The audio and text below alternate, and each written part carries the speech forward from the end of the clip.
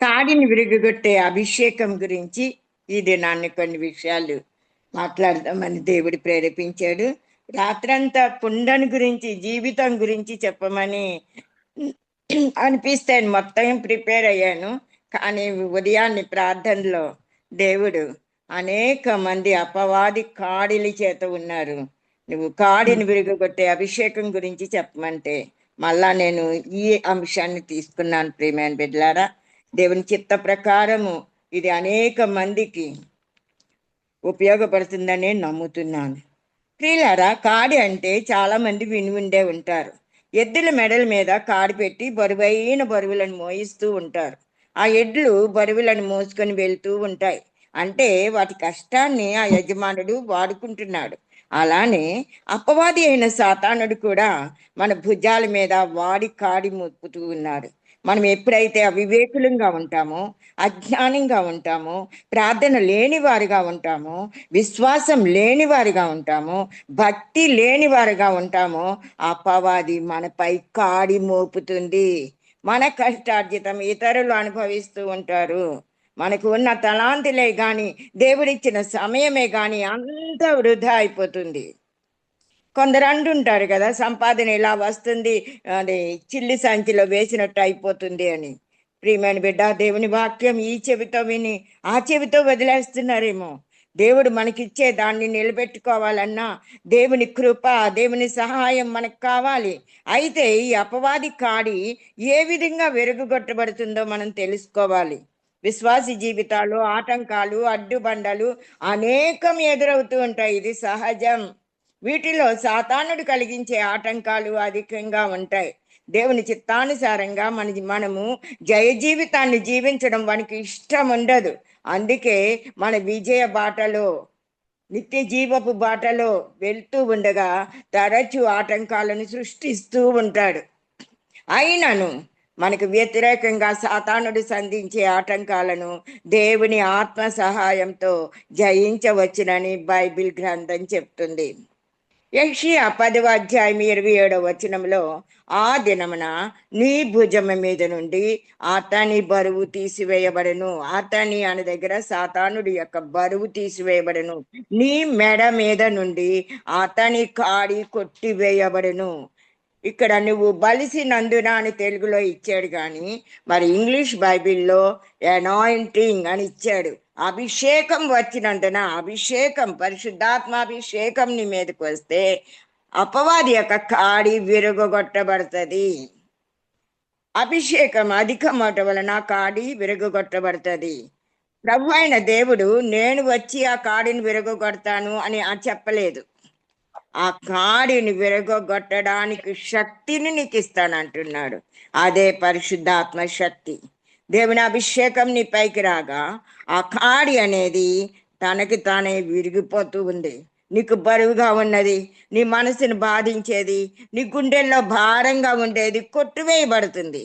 నువ్వు అభిషేకించబడటం వలన ఆ సాతాను కాడి విరగొట్టబడుతుంది.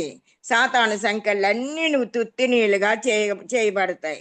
పరిశుద్ధాత్మ లేని చోట స్వాతంత్ర్యము ఉండదు. ప్రియమైన బిడ్డలారా, పరిశుద్ధాత్మని గమనం లేని ఇంట్లో గాని, సంఘంలో గాని, వ్యక్తిలో గాని విడుదల కార్యం జరగదు.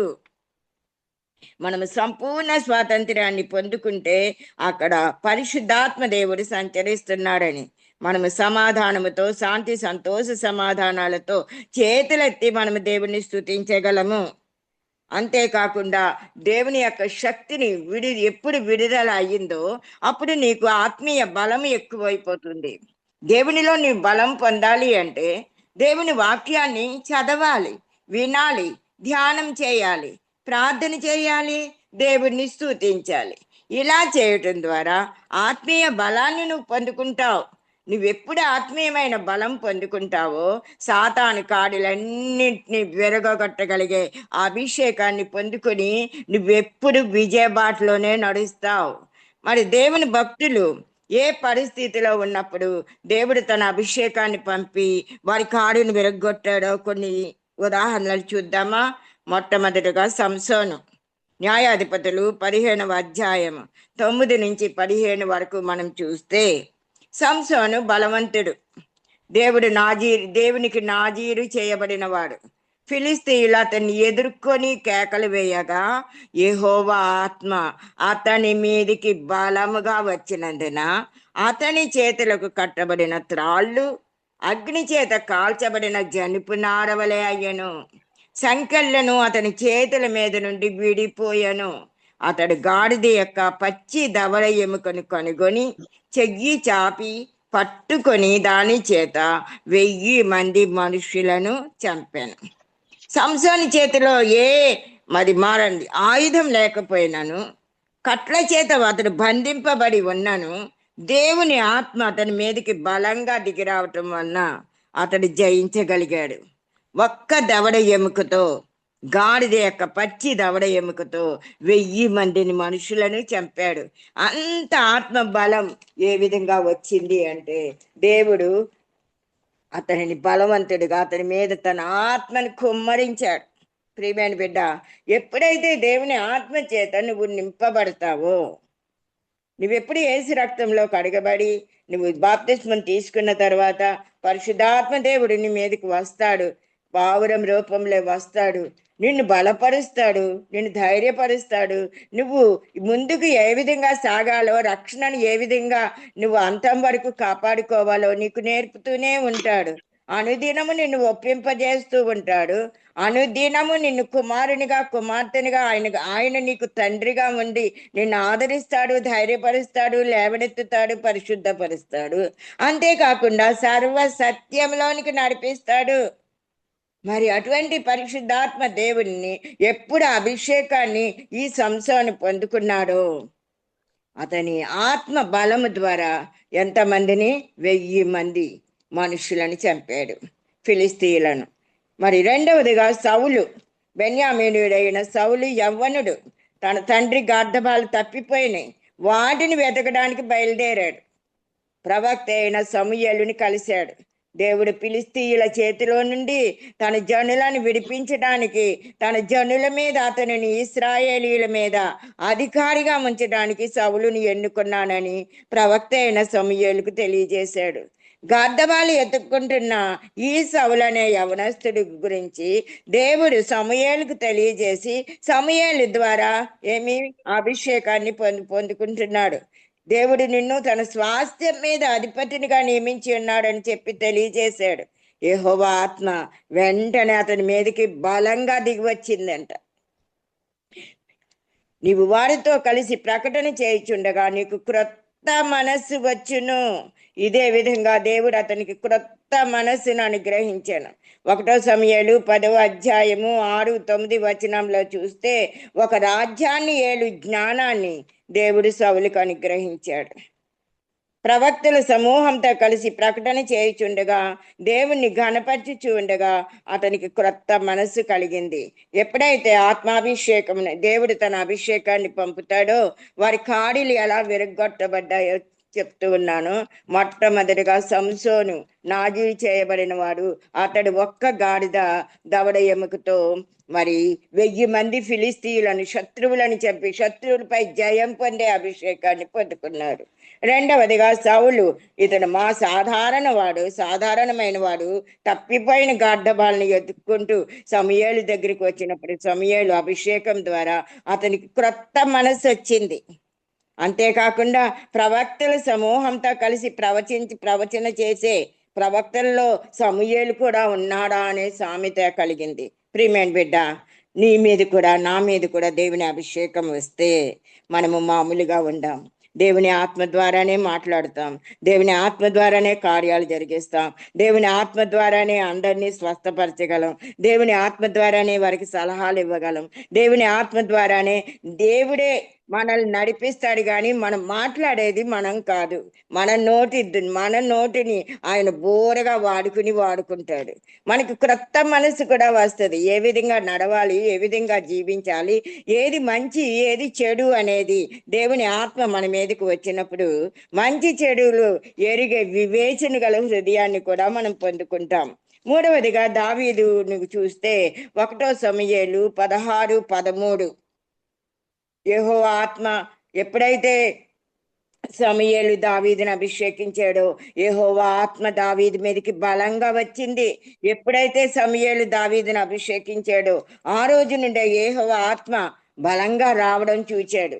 ఆ రోజు నుండే మరి మన జీవితాల్లో కూడా దేవుని ఆత్మ బలంగా రావాలని ప్రార్థన చేద్దాం. మన స్వంత జ్ఞానము, స్వంత తెలివి, స్వంత ఇష్టం ద్వారా మనం నడవకూడదు. శరీర కార్యాలని సంపూర్ణంగా విసర్జించి, దేవా నువ్వే నా దేవుడవు, నీ పరిశుద్ధాత్మ ద్వారానే నన్ను నడిపించు, నాకు బంధకాల నుండి అంధకార శక్తుల నుండి నాకు విడుదల దయచేయి అంటే దేవుడు తప్పక తన అభిషేకాన్ని మన పైకి పంపుతాడు. దావీదు తన జీవిత కాలం అంతయు దేవుని యందు భయభక్తులు కలిగి జీవించి తన అభిషేకాన్ని కాపాడుకున్నాడు. దావీదు మీదకి దేవుని ఆత్మ బలంగా రావడం వలన ఎన్నో ఘనకార్యాలను పూనుకుని శత్రువుల మీద విజయం పొందుకున్నాడు. తన రాజ్యాన్ని శత్రువు చేతి నుండి కాపాడుకున్నాడు, స్థిరపరుచుకున్నాడు. తన రాజ్య పరిపాలనలో జ్ఞానము కలిగి నడుచుకున్నాడు. నాలుగవదిగా యేసు ప్రభు యొక్క శిష్యులు. అపోస్తుల కార్యాలు 2వ అధ్యాయము 1-4 చూస్తే, పెంతెకొస్తు పండుగ దినం వచ్చింది. అందరూ ఒకే చోట కూడి ఉన్నారు. అప్పుడు వేగంగా వీచు బలమైన గాలి వంటి ఒక ధ్వని ఆకాశం నుండి అకస్మాత్తుగా వారి కూడి ఉన్న ఇల్లంతా నిండింది. అగ్ని జ్వాలల వంటి నాలుకలు విభాగించబడినట్లుగా వారికి కనపడ్డాయి. వారిలో ఒక్కొక్కరి మీద వ్రాలగా అందరూ పరిశుద్ధాత్మతో నిండిన వారై ఆ ఆత్మ వారికి వాక్శక్తి అనుగ్రహించిన కొలది భాషలతో మాట్లాడసాగిరి. అపోస్తుల కార్యాలు 2వ అధ్యాయము 1-4. విద్య లేని పామరులు దేవుని ఆత్మశక్తిని పొందుకుని ధైర్యంతో సువార్తను ప్రకటించుచు యేసు నామాన్ని ఘనపరచుచు ఎంతో ప్రభావముతో దేవుని వాక్యం ప్రబలమగుటకు కారకులయ్యారు. మరి పిరికివాడైన పేతురు గొప్ప ధైర్యంతో అందరి ఎదుట ఒక్క ప్రసంగం ద్వారా 3,000 మందిని, మరొక ప్రసంగం ద్వారా 5,000 మందిని సంఘంలో చేర్చబడటానికి అనేక మంది రక్షణకు కారకుడయ్యాడు. అలాగే యాకోబు యోహానులు ప్రేమ ప్రేమ ప్రేమ. అప్పటి వరకు వారిలో కోపం ఉండేది. ఆ కోపమంతా, స్వభావం అంతా మారిపోయింది. వారు ప్రేమను గురించి ప్రకటించారు. ప్రేమస్వరూపి అయిన యేసునే వారు ప్రకటించారు. మిగతా అందరూ శిష్యులు యేసుక్రీస్తు కొరకు ప్రాణాలు అర్పించడానికి కూడా సిద్ధపడ్డారు. అదే అండి పరిశుద్ధాత్మ శక్తి. మన మీదకి పరిశుద్ధాత్మ శక్తి వస్తే మనలో ధైర్యం వస్తుంది. మన శరీర కార్యాలన్నీ మాయమైపోతాయి. మనం పరిశుద్ధులంగా మారిపోతాం. దేవుని చిత్తాన్ని నెరవేర్చే వారంగా, బలముగా, ధైర్యంగా మనం సువార్తను ప్రకటిస్తాం. యేసు ప్రభు శిష్యుల వలె మనం కూడా ఆయన వెంబడించాలని దేవుడు కోరుకుంటున్నాడు. ఈ దినాన్ని ఆయన అభిషేకాన్ని నీ మీదకి, నా మీదకి పంపుతూ ఉన్నాడు. ఆ అభిషేకం ద్వారా నీవు నేను గొప్ప కార్యాలు చేయాలని కోరుతూ ఉన్నాడు. నమ్మిన వారి వలన ఈ సూచక్రియలు కనబడినని సెలవిచ్చిన దేవుడు ఈ దినాన్ని నీ ద్వారా కూడా అద్భుత కార్యాలు నీ గృహంలో అపవాది కాడి కొట్టివేయబడాలని ఆయన ఆశిస్తున్నాడు. ఆఖరిగా యేసు ప్రభు గారి గురించి కూడా నేను చెప్పగలను. అపోస్తుల కార్యాలు 10:38 దేవుడు నజరేయుడైన యేసును పరిశుద్ధాత్మతోను శక్తితోను అభిషేకించాడు. దేవుడు ఆయనకు తోడై ఉన్నాడు కనుక ఆయన మేలు చేయుచు అపవాది చేత పీడింపబడిన వారిని అందరినీ స్వస్థపరచుచు సంచరించుచుండెను. ప్రభు అయిన యేసు కొలత లేనంత ఆత్మను కలిగి తండ్రి చిత్తాన్ని భూమిపై నెరవేర్చి శిలువ యాగము చేసి పరమందు తండ్రి కుడిపార్శ్వమందు ఆసీనుడయ్యాడు. అనేక మంది ప్రజలను పరలోకానికి చేర్చు నిత్య జీవ మార్గంగా మారిపోయాడు. ఈరోజు ప్రతి కుటుంబంలో, ప్రతి విశ్వాసి జీవితం మీదకి, ప్రతి సంఘంలోనికి రావలసినది ధనము కాదు, పేరు ప్రఖ్యాతులు కాదు, దేవుని ఆత్మ బలంగా రావాలి. దేవుని ఆత్మ బలంగా వచ్చినప్పుడు వారి జీవితాలు మారిపోతాయి. వారు దేవుణ్ణి ప్రేమిస్తారు, దేవుణ్ణి ఘనపరుస్తారు, దేవుణ్ణి ఆరాధిస్తారు, దేవుణ్ణి మహిమపరుస్తారు, వారు దేవుణ్ణి ప్రకటిస్తారు. ఈ విధంగా చేయటం వలన దేవుని రాజ్యం అందరిలో, మరి దేవుని రాజ్యం వస్తుంది. భూమి మీద దేవుని రాజ్యాన్ని మనము స్థాపించాలి. ప్రియమైన బిడ్డ, దేవుడు మనకి ఇచ్చిన ఆయువు సమయంలోనే మనము మాదిరికరమైన క్రీస్తుని పోలి నడుచుకుంటూ మన జీవితం ద్వారా అనేకులను దేవుని యొద్దకు నడిపించాలి. వారందరూ ఎందరు దేవునికి ఆత్మ చేత నడిపింపబడుచున్నారో వారందరూ దేవుని కుమారులై ఉందరు కనుక ఆత్మ పూర్ణులై జీవిస్తూ జయ జీవితాన్ని మనం స్వంతం చేసుకోవాలి. మరి అపవాది కాడి అంటే ఏంటి? ఆ కాడి ఏ విధంగా ప్రజలపై పనిచేస్తుంది?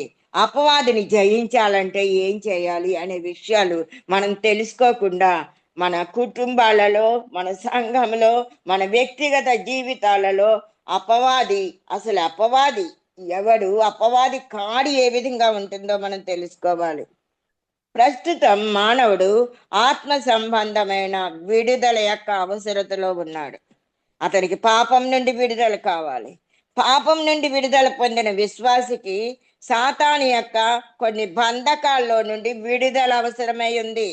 విశ్వాసికి కూడా సాతాను కాడు నుండి, సాతాను యొక్క బంధకాల నుండి విడుదల పొందే అవసరత ఉంది. బానిసత్వం లేదా చెర ఏ రూపంలో ఉన్నా దాని నుండి సంపూర్ణ విముక్తిని ప్రసాదించేవాడు పరిశుద్ధాత్ముడు. పాపం నుండి, దుర్వ్యసనాల నుండి విడుదల కేవలము పరిశుద్ధాత్మనితోనే సాధ్యమవుతుంది. ఈ విషయం బైబిల్లో చాలా స్పష్టంగా రాయబడింది. మనము జీవించి ఈ లోకం అనేకమైన దురాత్మలతో నిండి ఉన్నదని కూడా తెలియజేస్తుంది. మనం పోరాడినది శరీరులతో కాదు, చీకటిని పాలించే వాళ్ళతో, దానిపై అధికారం ఉన్న వాళ్ళతో, చీకటి శక్తులతో, అంధకార శక్తులతో, ఆకాశంలో కనిపించని దుష్ట శక్తులతో మనం పోరాడుచు ఉన్నామని అపోస్తులైన పౌలు ఎఫెసీయులకు రాసిన పత్రిక 6:12లో ఆత్మ సంబంధమైన పోరాటాన్ని గురించి తెలియజేశాడు. అపవాది కాడి ఏ విధంగా ఉంటుంది, ఆ కాడిని ఏ విధంగా వెలుగుగొట్టాలో మన వాక్య లేఖనాల ఆధారంగా తెలుసుకోవాలి. అపవాది కాడి ఏ విధంగా ఉంటుంది అంటే, అపవాది తన కాడిని మానవుల బలహీనతలను బట్టి రకరకాలుగా వారిపై మోపుతాడు. అవి శ్రమలు అనే కాడి కావచ్చు, శోధనలు అనే కాడి కావచ్చు, కష్టాలు, ఇబ్బందులు, ఆర్థిక ఇబ్బందులు, మానసిక సంక్షోభం, మానసికమైన ఒత్తిడి అనే కాడి, పాప బంధకాలు అనే కాడి, చెడు వ్యసనాలు అనే కాడి, సమస్త భారము బరువు అనే కాడిని ఇలా చాలా చాలా రకాలుగా మానవులపై తన కాడిని మోపుతాడు. మీ ఆత్మీయ జీవితం ముందుకు పోనివ్వకుండా మిమ్మల్ని నిరాశతో, నిరుత్సాహాలతో కృంగదీస్తూ ఉంటాడు.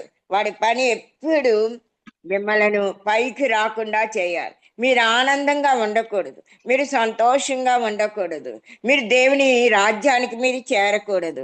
దేవునికి విరోధముగా ఏ పనైనా మిమ్మల్ని ఆటంకపరచడానికి, మీరు నిత్య జీవం పొందకుండా ఆటంకపరచడానికి అన్ని ఆయుధాలు వాడు వాడతాడు. ప్రియమైన బిడ్డ, మరి ఈ అపవాది కాడి నుండి మనల్ని ఎవరు విడిపిస్తారు? మరి దురాత్మలు అయితే మానవ జాతిని నశింపచేయాలనే ప్రయత్నంలోనే ఉన్నాయి. మనుషులెవ్వరు సంతోషంగా ఉండకుండా వారిని అనేక శ్రమలు, కష్టాలు, ఇబ్బందులు, పాప బంధకాలు, చెడు వ్యసనాలు ఇవన్నీ బంధకాల్లో ఉంచుతూ ఉన్నాయి. మరి సాతాను కబంధ హస్తాల్లో నుండి మానవుని విడిపించగల సామర్థ్యం కేవలము పరిశుద్ధాత్మనికే ఉన్నది. ఈ సత్యాన్ని నువ్వు తెలుసుకోవాలి. ఆయన పైన నువ్వు ఆధారపడాలి. ఆయననే నీ జీవితంలోనికి ఆహ్వానించాలి. ఈ భౌతిక లోకంలో మనం జీవిస్తూ ఉన్నప్పటికీ మనము ఆత్మ జీవులమై ఉన్నామని మరవకూడదు. దేవుడు ఆత్మ కొరకు కనిపెట్టమన్నాడు శిష్యులను. వారు కనిపెట్టిన తర్వాతనే వారు పరిశుద్ధాత్మ అభిషేకం పొందుకున్నారు. మనం కూడా దేవుని కొరకు కనిపెట్టినప్పుడు పరిశుద్ధాత్మ దేవుడు మన మీదకు వచ్చి మనల్ని సర్వసత్యంలోనికి నడిపిస్తాడు. ఆయన నామాన్ని మహిమపరుచుకుంటాడు. నువ్వు సమస్తమును చేయగలవు ప్రియమైన బిడ్డ. సమస్తమును పరిశుద్ధాత్మ శక్తి ద్వారా చేయగలవు. దురాత్మలు ఈ లోకంలో పనిచేస్తున్నాయని ఎలా తెలుసుకోగలము అని చాలా మంది అడుగుతారు. మరి మార్కు సువార్త 1:25లో, మత్తయి సువార్త 4వ అధ్యాయము 23, 24లో, 15వ అధ్యాయము 22 నుంచి 28, మార్కు 5:1-18 ఈ సువార్తల్లోని వాక్య భాగాల్లో కొన్ని వాక్య భాగాల్లో దురాత్మలు ఈ లోకంలో ఎలా పనిచేస్తున్నాయో తెలుసుకోగలం. కుయుక్తిగా ఉంటాయి, అందరినీ పడగొట్టాలని ప్రయత్నిస్తూ ఉంటాయి, మనుషులందరికీ వల వేస్తూ ఉంటాయి. కానీ మన దేవుడు మనల్ని ప్రేమించి మనకు విడుదలను అనుగ్రహిస్తున్నాడు. నువ్వు యేసునందు విశ్వాసమైతే పరిశుద్ధాత్ముడే నీకు విడుదల ఇస్తాడని బైబిల్ చెప్తుంది. ప్రభు అయిన యేసు మనల్ని స్వతంత్రులుగా ఉండాలని కోరుతూ ఉన్నాడు. ఆయన మనల్ని ఎంతగానో ప్రేమిస్తున్నాడు. ప్రయాసపడి భారం మోసుకొనిచున్న వాళ్ళారా, సమస్త జనులారా నా యొద్దకు రండి, నేను మీకు విశ్రాంతిని కలుగజేస్తాను. నేను సాత్వికుడను, దీన మనసు గలవాడను కనుక మీ మీద నా కాడి ఎత్తుకుని నా యొద్ద నేర్చుకొనడి, అప్పుడు మీ ప్రాణములకు విశ్రాంతి దొరుకును. కేవలం చదివేయడమే కాదు ప్రియమైన బిడ్డ, యేసయ్య మనల్ని పిలుస్తున్నాడు. ఆయన యొద్దకే వెళ్ళాలి మనము. ఆయనే మనకు నెమ్మది, శాంతి, సంతోషము, సమాధానాలు కలిగజేసే దేవుడు ఆయనే. ఆయన సాత్వికుడు, ఆయన దీన మనసు గలవాడు కనుక మనము కూడా సాత్వికులముగా దీన మనసు కలిగిన వారముగా యేసు ప్రభు ఏమి ఆజ్ఞాపిస్తాడో అదే మనం చేయాలి. యేసు ప్రభు నే మనం అనుసరించాలి. యేసు ప్రభు పోలికలోనే నడవాలి. ఆయన మీదే మన మీద ఆయన కాడి ఎత్తుకోవాలి. ఎప్పుడైతే మన మీద ఆయన కాడి ఎత్తుకుని నేర్చుకుంటామో అప్పుడు మన ప్రాణాలకి విశ్రాంతి దొరుకుతుంది. ఎందుకంటే ఆయన కాడి ఎలా ఉంటుంది అంటే సులువుగా ఉంటుంది, ఆయన భారం తేలికగా ఉంటుంది. సాతాను కాడి ఎలా ఉంటుంది? మనలను కృంగజేసేదిగా ఉంటుంది, మనల్ని అణగదొక్కేదిగా ఉంటుంది, మనల్ని ఇంకనూ నరకాగ్నికి ఉగ్రతకు ఈడ్చుకుని పోయేదిగా ఉంటుంది. సాతాను భారం ఏ విధంగా ఉంటుంది? ప్రయాసతో ఉంటుంది, అలసటతోటి ఉంటుంది, కష్ట నష్టాలకు వడలేని విధంగా ఉంటుంది, కొందరికి ఆత్మహత్యలకు ప్రేరేపిస్తూ ఉంటుంది. ఈ భారం నువ్వు మోయలేవు, ఆత్మహత్య చేసుకో అని సాతానుడే నిన్ను ఆత్మహత్యను ప్రేరేపిస్తూ ఉంటాడు చేసుకోమని. అనేకులను నరకానికి ఇడ్చుకొని వెళ్ళిపోతుంది. ఏది ఎన్నుకుంటావు ప్రియమైన బిడ్డ? ఈ రెండు ఉన్నాయి లోకంలో. ఈ లోకాధికారి సాతానుడే. ఈ లోకంలో మనలను దేవుడు ప్రత్యేకించుకొని మనకు ఆయన శిలువ బలియాగం ద్వారా మనకు రక్షణను అనుగ్రహించి మనలను తన రక్తంతో శుద్ధీకరించుకొని మనకు విశ్వాసం అనుగ్రహించి మనలను ఆ కాడిని విరగొట్టుకొని మనమే దేవుడు చెప్తూ ఉన్నాడు. మనము విరగొట్టుకోవాలి, దేవుడే వచ్చి విరగొట్టడు. ఆయన యందు విశ్వాసం ఉంచడం ద్వారా, ఆయన నీ హృదయంలో చేర్చుకున్నట్టు ద్వారా, ఆయన చిత్త ప్రకారం నువ్వు చేయటం ద్వారా, ఆయనను పోలి నడుచుకున్నట్టు ద్వారా, ఆయన యొక్క సంపూర్ణమైన పునరుద్ధాన శక్తిని, పునరుద్ధాన అధికారాన్ని మనం స్వతంత్రించుకుంట ద్వారా సాతాను కాడిని విరగొట్టగలము ప్రియమైన బిడ్డ. ఎప్పుడైతే వాక్యం ద్వారా మనం సాతాను కాడిని విరగొట్టగలం, యేసు ప్రభు రక్తాన్ని ఉచ్చరించడం ద్వారా సాతాను కాడిని విరగొట్టగలం, ప్రార్థనల ద్వారా అయితే సాతాను కాడిని విరగొట్టగలం. దేవుడు అన్ని మనలను బైబిల్లో ఏ విధంగా మనం విజయవంతమైన క్రైస్తవ జీవితం జీవించాలో, ఆఖరి వరకు మన రక్షణను ఎలా కాపాడుకోవాలో దేవుడు బైబిల్లో ప్రతి చిన్న విషయాన్ని కూడా పొందుపరిచాడు. బైబిల్ వాక్య జ్ఞానము పొందుకొనకపోవటం వలన, బైబిల్ని నిర్లక్ష్యముగా చదవటం వలన, బైబిల్లోని ఆదేశాలు ఏంటో తెలియదు, వాగ్దానాలు ఏంటో తెలియదు, నామాలు ఏంటో తెలియదు. మనం క్రైస్తవులమని చెప్పుకుంటూ ఉన్నాం. వేలాది ఆదేశాలు ఉన్నాయి. పోనీ 1, 10, 20, 100 కాదు, వేలాది ఆదేశాలు ఉన్నాయి, వేలాది ఆజ్ఞలు ఉన్నాయి. మనకి ఎన్ని ఆజ్ఞలు మనం నెరవేరుస్తూ ఉన్నాం? ఎన్ని నామాలను, యేసయ్య నామాలు, వేలాది నామాలు ఉన్నాయి. ఆ నామాల్లో ఎన్ని నామాలు మనము ఆ నామాలను పెట్టి ఎత్తిపెట్టి ప్రార్థన చేస్తున్నాం? ప్రియమైన బిడ్డలారా, ఈ విషయంలో దేవుడు ఈ మధ్యనే, నాకు ముందు ఇంత భారం లేదు, కానీ ఈ మధ్యన ఎక్కడికి వెళ్ళినా అవే చెప్పమంటున్నాడు దేవుడు. ఆదేశాల గురించి ఈ యొక్క దినాల్లో ఆదేశాలు ఎక్కువ అవసరం. ఆదేశాలు నెరవేర్చందే మనం పరలోక రాజ్యానికి చేరలేం ప్రియమైన బిడ్డలారా. అందుకే దేవుడు ఎంతగా ఆయన మీదే మన కాడి మన మీద ఆయన కాడి ఎత్తుకుని ఆయన యుద్ధ నేర్చుకోమంటే మనము ఈ లోక సంబంధమైన జ్ఞానం కొరకు పరిగెడుతున్నాము. ఈ లోకంలోని విద్యల కొరకు పరిగెడుతున్నాము. బైబిల్ జ్ఞానం మనకి లేదు. అందుకే మనము సాతాను కాడిని విరగొట్టలేకపోతున్నాం. దేవుని వాక్య జ్ఞానం ఉంటే మనం తప్పకుండా యేసు రక్తంలోని శక్తిని ఉచ్చరించుకునే వాళ్ళం. యేసు పునరుద్ధాన శక్తిలోని శక్తిని మనలో ప్రవహింపజేసుకొని సాతాను అప్పో అని బంధించే వాళ్ళం. ఆ జ్ఞానం మనకి రావటం లేదు అంటే ఇంకా మనము లోకానుసారంగానే జీవిస్తూ ఉన్నాం. ప్రేమైన బిడ్డ, దేవుని సన్నిధిలో కూర్చుని దేవుని మాటలు విని దేవుని మాటలను అంగీకరించి వాటిని ధ్యానించుకుంటూ వాటి ప్రకారం నడిచినప్పుడు, వాక్యానుసారంగా జీవించినప్పుడు మనకి సాతాను కాడిపై విడుదల కలుగుతుంది. మనం మోయవలసింది సాతాను కాడిని కాదు, యేసయ్య కాడిని మోయాలి. అపోస్తులైన పౌలు యేసయ్య కాడిని మోసాడు. 1 కొరింథీ 9:16 అంటున్నాడు, సువార్తను ప్రకటించవలసిన భారం నా మీద మోపబడి ఉన్నది. అయ్యో, నేను సువార్తను ప్రకటించకపోయిన ఎడల నాకు శ్రమ అని అంటున్నాడు. అకుల ప్రిస్కిల్లలు దేవుని సువార్త పనికి ఎంతగానో సహకరించారు. వారు కూడా దేవుని కాడిని మోస్తున్నారు కాబట్టే సహకరించగలిగారు. వారు కూడా అపోస్తులైన పౌలు గారి ప్రాణం కొరకు తమ ప్రాణాలు ఇచ్చుటికైనాను వారు వెనుతిరగలేదని అపోస్తులైన పౌలు వారిని గురించి తెలియజేస్తాడు. చదువారు ప్రియమైన బిడ్డ, నువ్వు యవ్వనుడు అయితే యవ్వన కాలం ముందు దేవుని కాడిని మోస్తున్నావా? దేవుని కొరకు ఒక మంచి పనిని చేస్తున్నావా? దేవుని యొక్క శుభవార్తను కొంతమందికైనా ప్రకటిస్తున్నావా? దేవుని వాక్యాన్ని అయినా సరిగా చదువుతున్నావా? దేవునికి ఇవ్వాల్సిన మొట్టమొదటి సమయం, మొట్టమొదటి తలాంతులు దేవునికి ఇస్తున్నావా? ఉదయాన్నే లేచి మొట్టమొదటిగా నువ్వు చేయవలసినవి చేస్తున్నావా? మొట్టమొదటిగా నువ్వు చేయవలసింది కళ్ళు తెరవగానే దేవుని వాక్యాన్ని చదువు. ఆయన ఇచ్చిన జీవం కొరకు కృతజ్ఞతాస్తుతులు చెల్లించు. స్తుతులతో ఆయన సన్నిధికి వచ్చాయి. నువ్వు స్తుతించుచు ఉండగానే స్తుతుల సింహాసనం మీద దేవుడు ఆసీనుడు అయిపోతాడు. వెంటనే దేవుని ఆయన నీతో మాట్లాడడానికి అనువుగా బైబిల్ గ్రంథాన్ని తీసి శ్రద్ధగా చదువు. దేవుడు నీతో మాట్లాడుతాడు వాక్యం ద్వారా.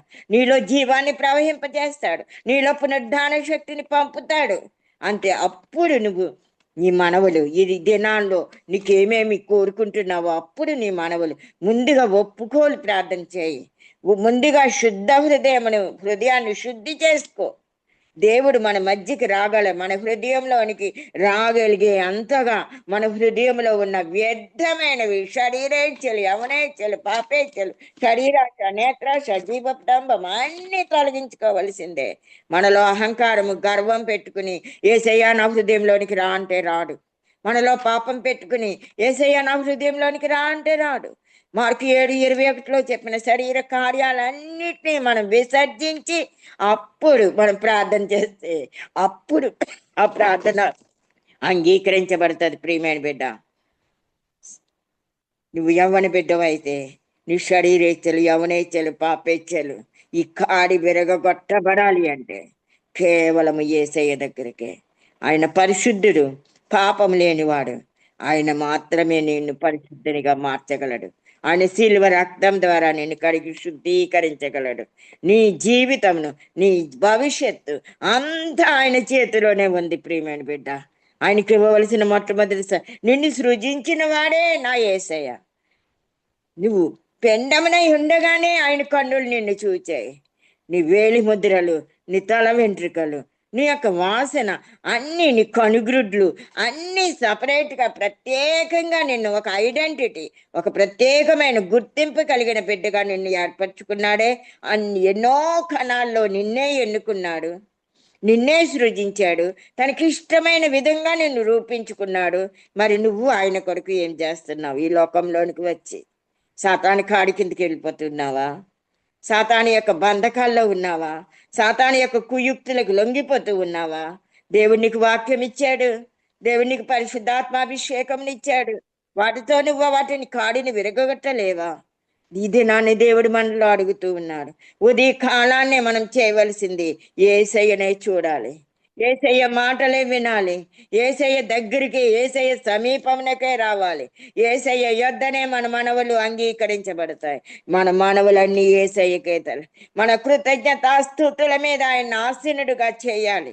ప్రియమైన బిడ్డ, ఈ దినాన్ని పాపాలు ఒప్పుకోలు ప్రతి దినము ఆలోచన ద్వారా గాని, తలంపుల ద్వారా గాని, నడత ద్వారా గాని, ప్రవర్తన ద్వారా గాని, అది రాత్రుళ్ళు మనం చేసే ఆలోచనల ద్వారా గాని దేవుణ్ణి మనము ఆయాస పెట్టామేమో.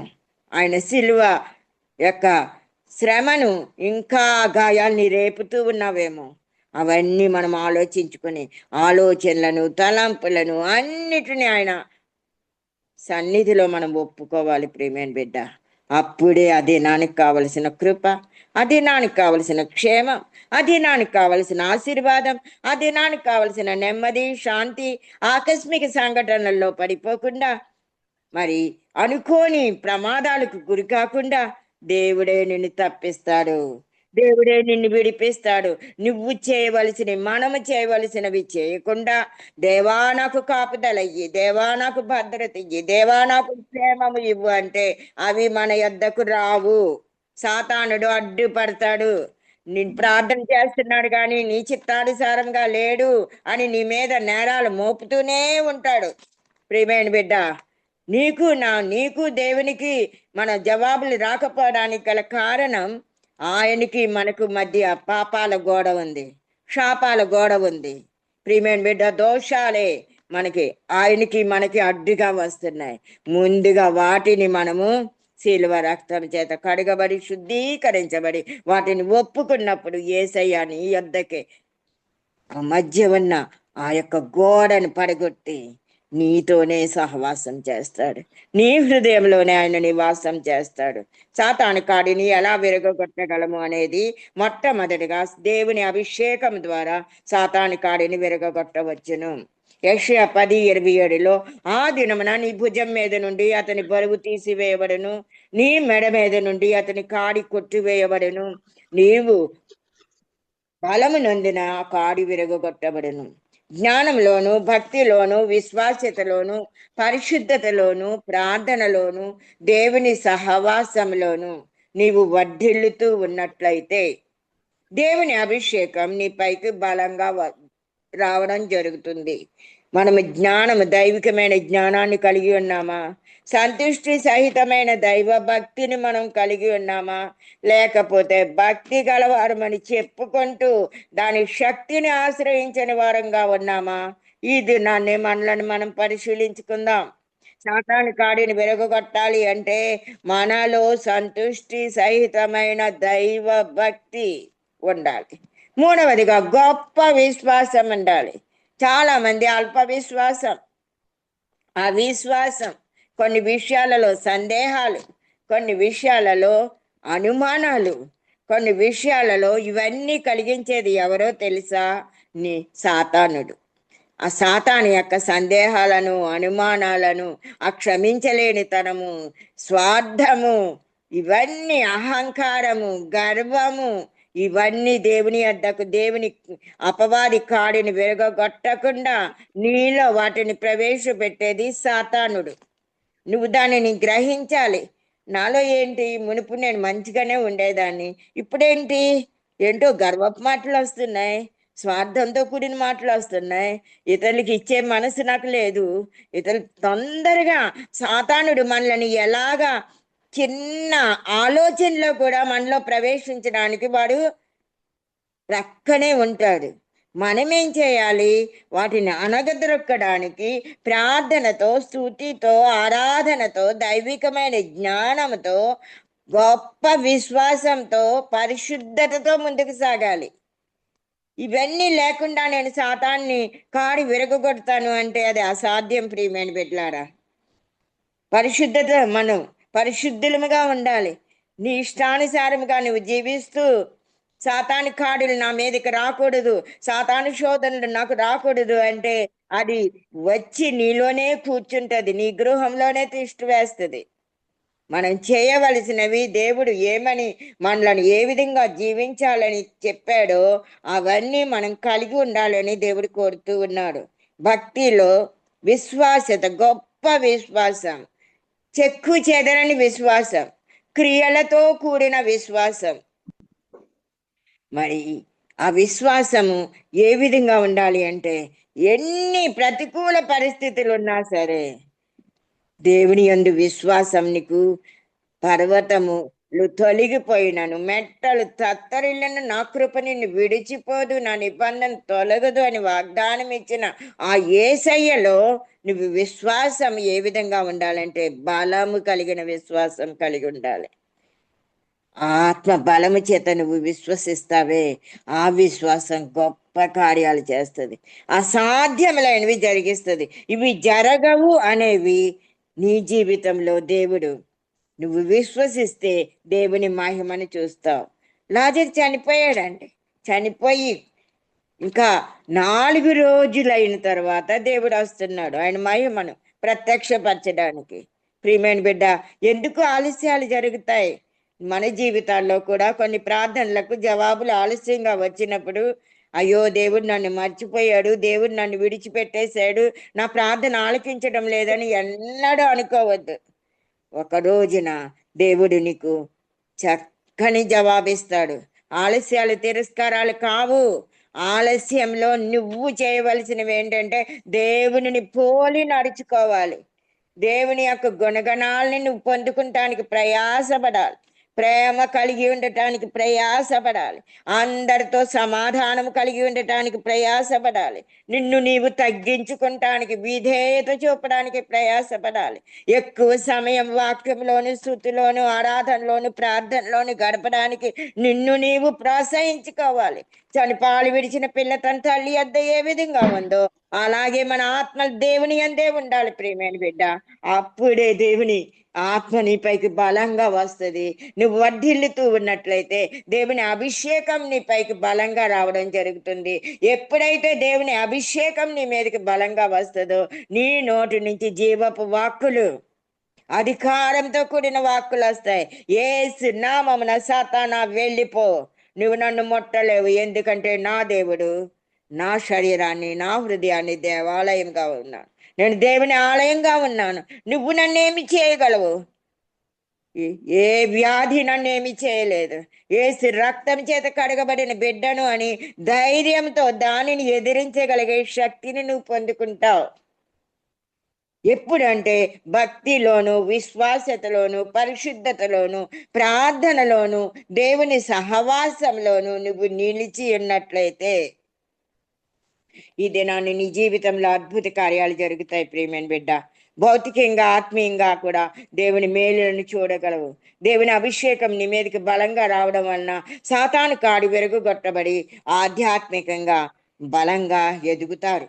ఒక్కొక్కరు ఒక్కొక్క స్టెప్ ముందుగా ఆయన యందు విశ్వాసంలోను, ఆ తర్వాత పరిశుద్ధతలోను, యథార్థతలోను, నీతి న్యాయముల విషయముల్లోను, మరి దేవుని దయందును, మనుషుల దయందును ఎదిగి వర్ధిల్లుతూ ఒక పీక్ లెవెల్కి ఆత్మీయమైన సత్యాల్ని నేర్చుకుంటూ దేవునిలో స్థిరంగా నిలిచి ఉంటాం.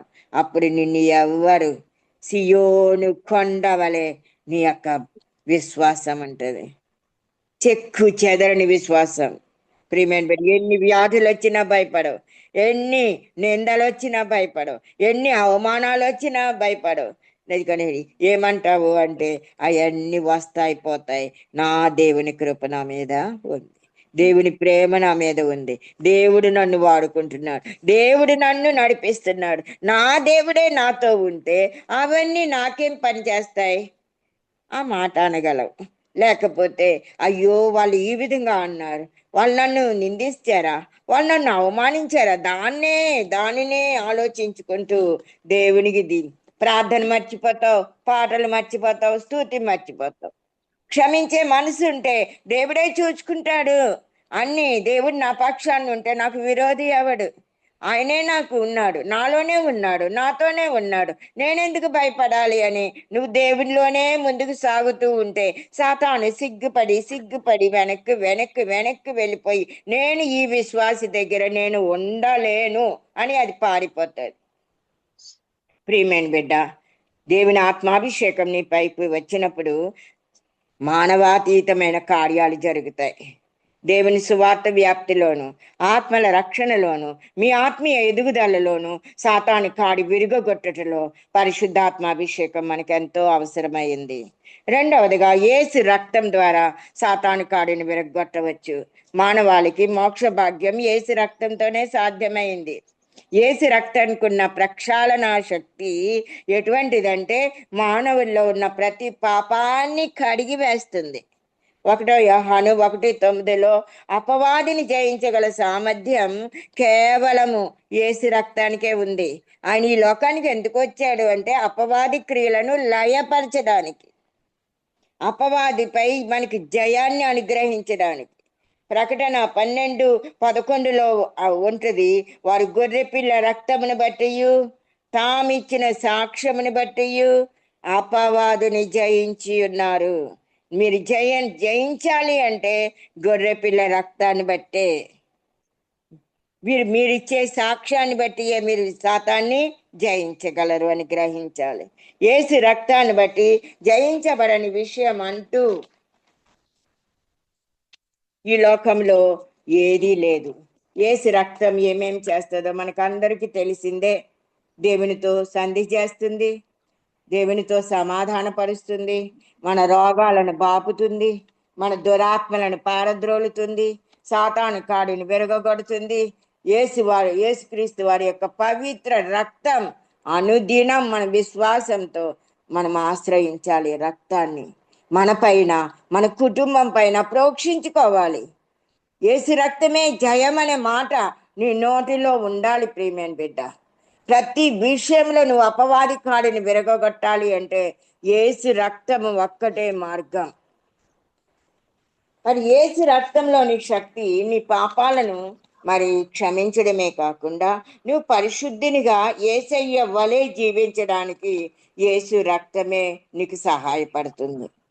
నువ్వు ఏ విధంగా జీవించాలో, ఏ విధంగా నడుచుకోవాలో, ఏ విధంగా ప్రవర్తించాలో, ఏ విధంగా ప్రార్థించాలో, ఏ విధంగా స్తుతించాలో, ఏ విధంగా ఆరాధించాలో అన్ని దేవుడే నిన్ను నడిపిస్తాడు.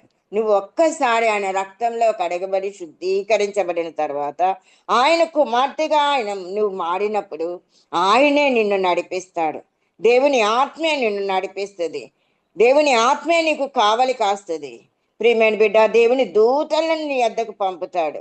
నీ ఆలోచనలను, నీ తలంపులను పరిశీలించుచున్న దేవుడు నీ తలంపులను, నీ ఆలోచనలను కూడా పరిశుద్ధపరుస్తాడు. మరి అటువంటి పరిశుద్ధ రక్తం, నిర్దోషమైన రక్తం, నిష్కలంకమైన రక్తం, ముడత మచ్చ డాగు లేని పవిత్రమైన రక్తం ద్వారా మనం విమోచించబడిన వారమని నమ్ముతావా? ఆ విధంగా నమ్మితే ఆ పరిశుద్ధ రక్తమే నిన్ను గొప్ప విశ్వాస వీరునిగా, గొప్ప ప్రార్థనా వీరునిగా నిన్ను మార్చి అనేక మందిని రక్షణలోనికి నడిపించడానికి నిన్ను సాధనంగా దేవుడు వాడుకుంటాడు. మూడవదిగా ఉపవాస ప్రార్థన ద్వారా కాడిని విరగొట్టవచ్చును. యెషయా 58:6 చదివితే, దుర్మార్గులు కట్టిన కట్లను విప్పుటయు, కాడి మాను మోకులు తీయుటయు, బంధింపబడిన వారిని విడిపించుటయు, ప్రతి కాడిని విరగొట్టుటయు నేర్పరచుకున్న ఉపవాసము కాదా? ఇది నన్ను మళ్ళా మనం చెప్తాం. దుర్మార్గులు కట్టిన కట్లు విప్పాలి, కాడి మాని మోకులు తీయాలి, బాధింపబడిన వారిని విడిపించాలి, ప్రతి కాడిని, సాతాను కాడిని విరగొట్టుటయే దేవునికి ఇష్టమైన, దేవుడు ఏర్పరచుకున్న ఉపవాసం. ఈ ఉపవాసము అంటే నువ్వు దేవుని ఉపవాసంలో నీవు నీ శరీరాన్ని నలగొట్టుకుంటావు, దేవునికి విధేయత చూపుతావు. నిన్ను నీవు గోనెబట్ట కట్టుకుని బూడిదలో కూర్చుండుట అంటే ఏంటంటే నిన్ను నీవు ఉపేక్షించుకుంటావు. ఇంకా నేను కాదు, నా దేవుడే నాకు రక్షకుడు, నా తండ్రి, నా ప్రభువు, ఆయనే నన్ను నడిపించాలి, ఆయనలోనే నేను జీవిస్తాను అని నీ అహంను అంతా చంపివేసుకోవాలి. నిన్ను నీవు ఉపేక్షించుకోవాలి, నిన్ను నీవు తగ్గించుకోవాలి. అప్పుడు నువ్వు సంపూర్ణంగా దేవునికి సజీవ యాగముగా సమర్పించుకున్నప్పుడు ప్రియమైన బిడ్డ, అప్పుడు ప్రార్థన చేసినప్పుడు ఆ ప్రార్థన వెంటనే దేవుని సన్నిధికి వెళ్ళి నువ్వు చేసిన ప్రతి ప్రార్థనాంశం నెరవేర్చబడుతుంది. అనేక మంది భక్తులు శ్రమల పాలైనప్పుడు, సాతాను అడ్డు బంధకాలు ఉన్నప్పుడు ఉపవాస ప్రార్థనను పరిష్కారంగా ఎంచుకున్నట్లుగా మనం చూస్తూ ఉన్నాం. సాతానుడు కట్టిన ఎలాంటి కట్లైనా, సాతానుడు ఏ విధంగా నిన్ను బాధిస్తున్నా ఉపవాస ప్రార్థన పరిష్కార మార్గాన్ని తీసుకువస్తుంది. ఎట్లా అంటే నీ సమస్యలను తొలగిస్తుంది, నీ బాధను నీ కష్టాన్ని సాక్ష్యంగా మారుస్తుంది. నా జీవితం మీకు చెప్పాను, నా కాలు ఇరిగిపోయినప్పుడు సెలీనా సిస్టర్ అనేక మంది భక్తులు వచ్చి ప్రతి దినము అందరి ఈ డినామినేషన్ భేదం లేకుండా అన్ని ప్రదేశాల్లో ఉన్న భక్తులు వచ్చి ప్రార్థనలే ప్రార్థనలు, అనుదినము ప్రార్థనలు, వారి ప్రార్థనలు, భక్తులందరి ప్రార్థనల వలన నా కాలు 6 నెలల్లో మరి అతకవలసింది 3 నెలల్లోనే అతికిపోయింది. మరి ఫిజియోథెరపీ అవసరమైందా? ముందేమన్నారు? ఫిజియోథెరపీ అన్నారు, ఎక్సర్సైజులు అన్నారు, ఏమీ అవసరం లేదన్నారు. ఫిజియోథెరపీ లేదు, మరి ఎక్సర్సైజులు అవసరం లేదు, అది చక్కగా అతుక్కుపోయింది 3 నెలల్లోనే. మరి ఎంత గొప్పగా దేవుని సేవ ఆగలేదు, దాని బాధ నాకు తెలియలేదు. ఇన్ని గొప్ప కార్యాలు, అసాధ్యమైన కార్యాలు, అది సాతాను కట్టిన కట్లను మనం ఎలా, సాతానుడు ఎంత బాధిస్తున్నా మన ఉపవాస ప్రార్థన పరిష్కారాన్ని తీసుకొస్తుంది అని దేవుని వాక్యం చెప్తుంది. మనము ప్రార్థనలు వ్యర్థం కావు. మన కన్నీటి ప్రార్థనలను దేవుడు చూస్తాడు. నువ్వు కన్నీరు కార్చితే దేవునికి ఇష్టం ఉండదు. అయ్యో నా బిడ్డ కన్నీరు కాడుస్తుంది, దేన్ని నేను ఎందుకు అనుమతించాను? ఒక మేలు కొరకే, ఇంకా దాచించిన మేలులు ఇవ్వడానికి, సిద్ధపరిచిన మేలులు ఇవ్వడానికి, ఈ బిడ్డను ఇంకా ఆత్మీయంగా ఎదగడానికి, ఈ బిడ్డ నోటిలో కొన్ని జీవపు మాటలు పెట్టి కొంతమందికైనా ఆశీర్వాదకరంగా మార్చడానికే కదా ఈ శ్రమని ఈ బిడ్డకు అనుమతించాను. ఈ బిడ్డ ఎందుకు ఏడుస్తుందని దేవుడు వెంటనే పరిష్కార మార్గాన్ని మనకి చూపిస్తాడు. ప్రియమైన బిడ్డ, నొప్పిని అస్సలు నాకు ఆ 3 నెలలలో నా కాలు నొప్పి ఎప్పుడు అనలేదు, మూలగలేదు, నా నొప్పి అని ఎవరికి చెప్పలేదు. ఆ విధంగా పడుకునే దేవుని వాక్యాలు చెప్పడానికి 4 మీటింగులు 5 మీటింగులు కూడా చేసిన దినాలు ఉన్నాయి. మరి ఆ విధంగా దేవుడు వాడుకున్నాడు అంటే ప్రియమైన బిడ్డ, సాతాను కాడిని విరగొట్టాలి మనం ప్రార్థన ద్వారా, విశ్వాసం ద్వారా. నా దేవుడే నా పక్షాన్ని ఉంటే నాకు విరోధి ఎవడు? ఆయనే కార్యం చేస్తే త్రిప్పివేయగలవాడు ఎవడు? ఆ అపార్ట్మెంట్స్ లో అందరూ ఆశ్చర్యపోయారు, రోజు ఇంతంత మంది వస్తున్నారు, ఎక్కడికి ఎక్కడికి అంటే ఆ సిస్టర్కి కాలు ఇరిగిందంట, చూడటానికి ఎంతమంది, చూడటానిక ప్రార్థనలు, పాటలు, వాక్యము, ప్రార్థన అన్నీ ఒక రోజు మీటింగ్సే మా ఇంట్లో. ప్రియమైన బిడ్డ, ఇది నీకు ఎందుకు చెప్తున్నానో తెలుసా? నీ శ్రమను సాక్ష్యంగా మార్చడానికే నీకు దేవుడి శ్రమలు అనుమతిస్తాడు.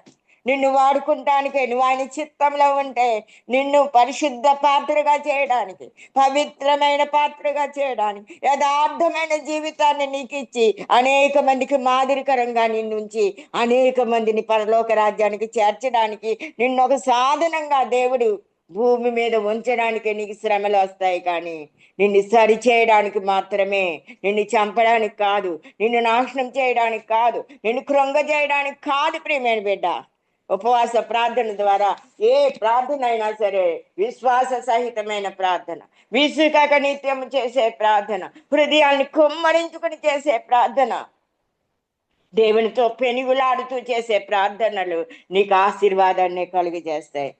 దేవుని యొక్క మార్గాన్ని నీకు చూపిస్తాయి, దేవుని యొక్క చిత్తాన్ని నీకు తెలుపుతాయి. ప్రియమైన బిడ్డ, నీ శారీరక సమస్యలు మాత్రమే కాదు, నీ ఆత్మీయమైన నాయన బంధకాలు, సాతాను కాడిలను విరగొడతాయి. అవి ఆత్మీయ పోరాటాల్లో నీకు జయమిస్తుంది, ఆర్థిక ఇబ్బందులను తొలగిస్తుంది, నీ సంబంధ బాంధవ్యాలలో, నీ కుటుంబ సంబంధ బాంధవ్యాలలో ఉన్న సమస్యలన్నిటినీ పరిష్కరిస్తుంది, నీ స్వయంకృత అపరాధాల నుండి విడుదల కలిగి చేస్తుంది, నీకు విడుదల వార్తను ప్రకటిస్తుంది. ప్రియమైన బిడ్డ, నీ ప్రార్థన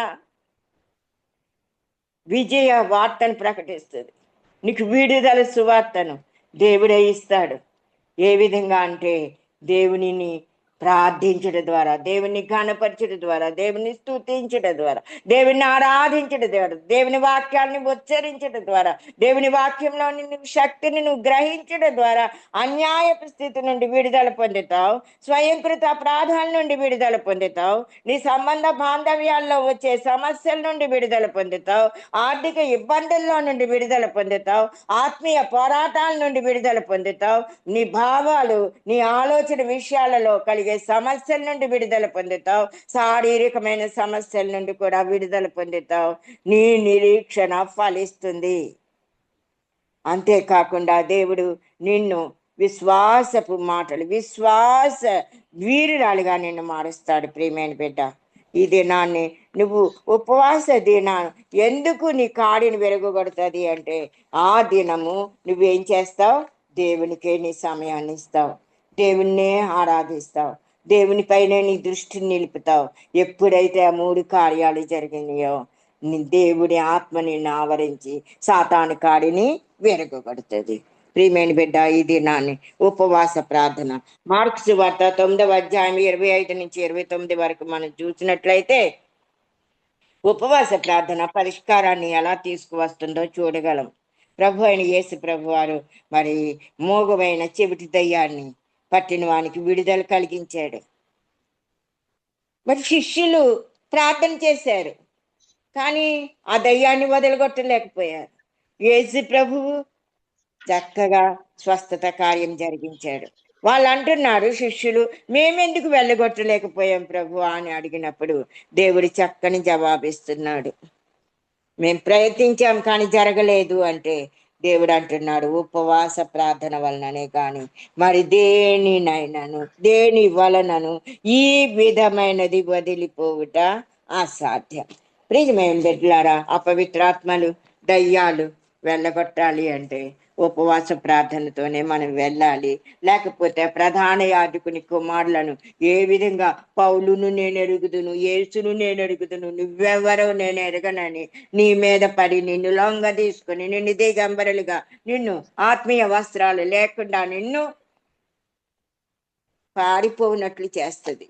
కాబట్టి మనలను మనం ముందుగా పరిశుద్ధపరచుకోవాలి. మనలను మనము యేసయ్య రక్తంలో సంపూర్ణంగా కడగబడాలి, సంపూర్ణంగా ఆయనకు సమర్పించుకోవాలి.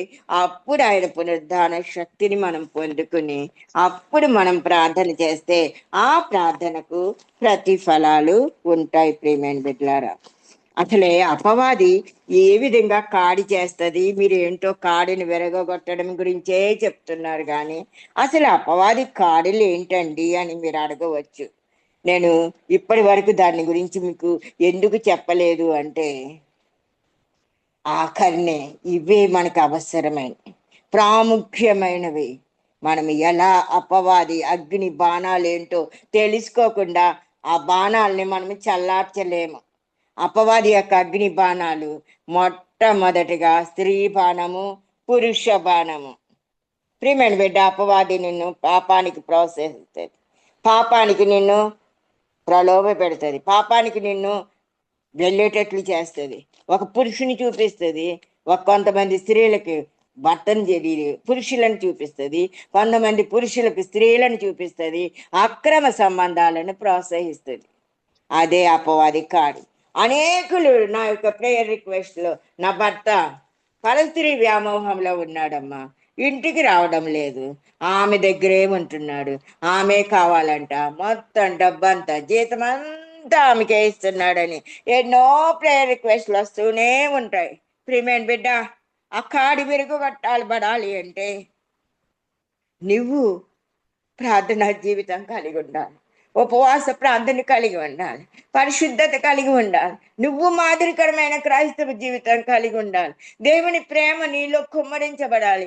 ఆ మనిషి కన్నా, ఆ వచ్చిన ఆమె కన్నా నువ్వు ఎక్కువగా అతన్ని ప్రేమించి దేవుని ప్రేమలోని శక్తిని ఆ బిడ్డకు చూపించాలి. ఎందుకు వేరే వాళ్ళ దగ్గరికి వెళ్తున్నాడు? నాలో ఏమైనా లోపమా? నా మాటల్లో ఏమైనా, నా చూపుల్లో, నా తలంపుల్లో, నా బిహేవియర్లో ఏమైనా నేను ఆయనకి తక్కువ చేశానా? అది నువ్వు పరిశీలించుకో. ముందు నిన్ను నీవు సరిదిద్దుకో. దేవుని వాక్య వెలుగులో నేను ఎలా జీవిస్తున్నాను, నా దేవుని వాక్యం ఏం చెప్తుంది? నా భర్తకి విధేయత చూపాలని చెప్తుంది. సాధువైనట్టు, మరి మృదువైనట్టు అక్షయ అలంకారాలు ధరించుకోమని ఉంది. మరి నా మాటలు ఆయనకి తీయగా లేవా?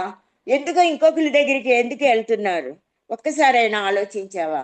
ఇంట్లో నువ్వు ఏ విధంగా ఉంటున్నావు? బయటకు వెళ్ళినప్పుడు చక్కగా తయారవుతావు, ఇంట్లో ఉన్నప్పుడు పని మనిషిలాగా సరి అయిన వస్త్రాలు లేకుండా, సరైన తలదూకోకుండా ఎంత నీట్గా ఉండవలసిన దానివు మరి పిల్లలతోనే మరి ఉంటావు. మరి అప్పుడు అతను తప్పకుండా వేరే వాళ్ళ దగ్గరికి వెళ్ళిపోతాడు. నువ్వు జ్ఞానం కలిగి ఉండాలి ప్రియమైన బిడ్డ. జ్ఞానం కలిగి నీ ఇల్లును కట్టుకోవాలి. నువ్వు ఏ విధంగా ఉంటున్నావు? నీ బిహేవియర్ ఏ విధంగా ఉంది? ఈ దినాన్ని దేవుడు మనతో మాట్లాడుతున్నాడు. బాణాల ద్వారా అపవాదే నీ నీ మన యొక్క ప్రవర్తనను బట్టి మన పార్ట్నర్స్ని ఏం చేస్తుంది? వేరే వాళ్ళ వైపుకి తిప్పుతుంది. ఎప్పుడు తిప్పిందో నీ జీవితం దుర్భరం అయిపోతుంది. నీ బిడ్డలను ఇంకా పట్టించుకోడు, అదే లోకం అనుకుంటాడు. ప్రియమైన బిడ్డ, నువ్వు అటువంటి కార్యాలు మన గృహంలో జరగక మునిపే మనము దేవుని బిడ్డలంగా ఏ విధంగా పరిశుద్ధంగా, మాదిరికరంగా, మహిమకరంగా, దేవునికి మహిమకరంగా, మరి భర్తలకు ఇష్టపూర్వకంగా ఏ విధంగా ఉండాలో ఆ విధంగా నడుచుకుంటానికి జ్ఞానము కలిగి, వివేకము కలిగి మనం జీవించాలి అని దేవుని పేరట మీకు మనవి చేస్తూ ఉన్నాను. రెండవదిగా ధనబాణం. అందరినీ ధనం చేత ప్రలోభ పెట్టేస్తాడు, ధనాపేక్షను కలిగిస్తాడు, ధనం యొక్క బాణం విసురుతాడు. చాలా మంది పడిపోతారు, నాకు ధనం కావాలి. అయ్యో, ఆ ఉద్యోగంలో మరి లంచగొండితనము అది ఉంటుంది, దేవునికి విరోధమైన కార్యాలు ఉంటాయి. ఆ ధనం ఎక్కువైతే ఎన్నో బ్యాడ్ హ్యాబిట్స్కి మనము, త్రాగుడికి, బంధకాలకి అలవాటైపోతాం, పార్టీలకు అలవాటైపోతాం అనేది ఉండదు. దేవుని బిడ్డలు, కొంతమంది దేవుని బిడ్డలు మాత్రమే ఆ పరిశుద్ధతలో కాపాడబడతారు. ఉన్నత స్థాయికి వెళ్ళిన తర్వాత ఎన్నో ఎన్నో ఫార్మాలిటీస్ ఉంటాయి ప్రియమైన బిడ్డ. సాఫ్ట్వేర్ ఇంజనీరింగ్ కంపెనీల్లో చూస్తాం కదా, ఒక ఎండి లెవెల్కి వెళ్తే వాళ్ళకి అస్తమానం పార్టీలే, ప్రతి నెల ఒక పార్టీ ఉంటుంది. ఫారిన్ కూడా వెళ్ళిపోతారు. మరి అనేక మంది త్రాగుడికి అలవాటు అయిపోతూ ఉన్నారు, బానిసలు అయిపోతూ ఉన్నారు. అలాగ ధనాన్ని, మంచి పేరును, మంచి ప్రఖ్యాతిని అది నీకు వాళ్ళగా బాణంగా విసిరుతుంది ప్రియమైన బిడ్డ. ఏ విధంగా ఉన్నాం మనం ఈ లోకంలో? దాని కాడులన్నింటినీ విరగొట్టాలి అంటే దేవుని వాక్యాన్నే మనం హృదయంలో ఉంచుకోవాలి, దేవుని వాక్య ప్రకారమే జీవించుకోవాలి. అనుదినము, అనుక్షణము దేవుని రక్తంతోనే శుద్ధీకరించబడాలి. మన అవయవాలన్నీ ఆయనకి సాధనములుగా అప్పగించాలి ప్రియమైన బిడ్డ. రెండవదిగా ఆ ధనబాణము. మోయాబు పెద్దలు, మిద్యాని పెద్దలు ఎవరికి?